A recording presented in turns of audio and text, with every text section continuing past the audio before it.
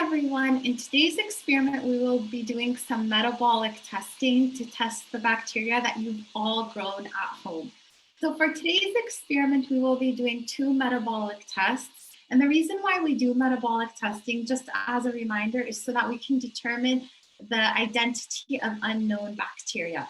So if we envision that this is a patient's urine sample or any other sample and you're trying to prescribe antibiotics, you really want to know what type of bacteria are on here so that you can give proper treatment to the patient.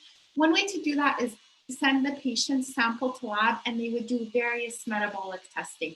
The 2 metabolic tests that you're going to do at home is you are going to do the gelatinase test and the urease test. Those are your 2 tests. I'm going to talk about them briefly, but I want to start off with the material you'll need. So again, just as a reminder, make sure that your hands are clean for sterile technique and the area you're working at is clean. The material that you're going to need is you're going to need your gelatin agar plate, which for you is located in the gelatinous test Ziploc bag that's in your lab kit. You will need your urea agar slant. Make sure it says urea agar slant on it, and that's located in the Ziploc bag that says urease test. And then you will need the bacteria that you all subcultured on your agar slant. You'll need a Sharpie to label things, and then I want everyone to have 2 inoculating loops. Okay, I'm going to start off by talking about the gelatinase test. So the gelatinase test is a metabolic test that tests for the exoenzyme gelatinase. What gelatinase is it's an enzyme that some bacteria make. So they make it inside their cells and then it gets released. It exits the cell. That's why it's called an exoenzyme.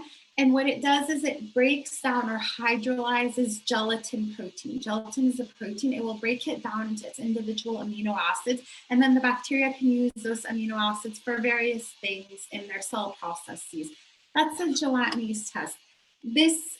The way this test is done is you put your bacteria on here, you streak it, and this is gelatin agar medium. If bacteria does have gelatinase, the gelatinase will get secreted away from bacteria. It will be able to break down the gelatin agar and you'll see a clearing. So a positive result here is a clearing. I'm going to do this and we'll talk about the urea test. So to do this, it's pretty simple. I'm going to take one of my new inoculating loops. You're going to open it at the stick side because we want to keep the loop clean. And I'm going to take my bacteria that I grew at home. I'm going to take very little of it. Take a little bit of the bacteria. I just grabbed a little. And then what you're going to do is for your gelatin agar plate, you're just going to go across. And I just went back and forth to make sure that I got a good amount of bacteria, just a straight line. And then you're done. You're just going to take it and like always just put it on the side and incubate it.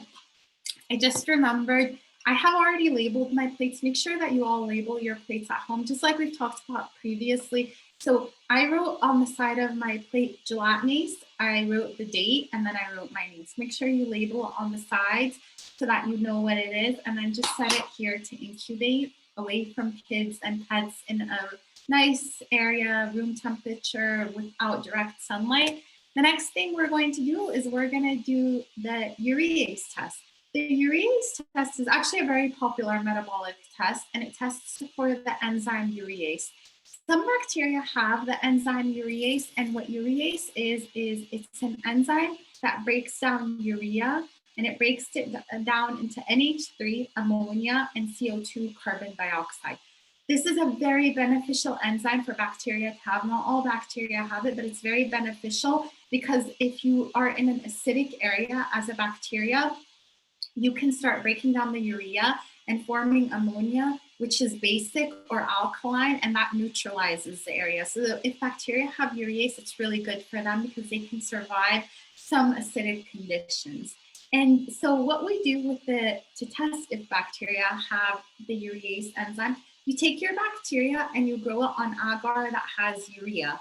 Bacteria that have urease will break down the urea. They will hydrolyze it into NH3, which is ammonia, and CO2. NH3 is basic, and there's a pH indicator here. And when it senses the alkalinity of ammonia, it will turn this medium into a hot pink color. So a hot pink color indicates positive for urease. No color change or yellow is negative for the test. Okay, to do this test, you're going to take a new inoculating loop, open it on the stick side. As always, don't touch the loop because we want to keep that sterile. I'm going to grab a little bit of my bacteria that I cultured, my subculture that everyone made. And now I have my bacteria on here. I'm going to open my urea agar slant, and you're basically just going to go like that. Just spread that bacteria everywhere. Again, the goal here is this is not about streaking. We've already done a lot of streaking. This is more just to see, do our bacteria have urease or gelatinase?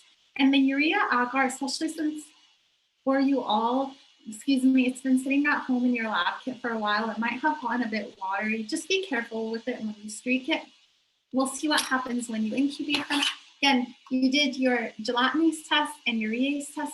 For gelatinase, if your bacteria have it, we will see a clearing because they've broken down the gelatin agar. For the urease test, if they do have urease, it will turn the medium, the urea agar, hot pink because of all the NH3 ammonia produced. And so you did your first metabolic test.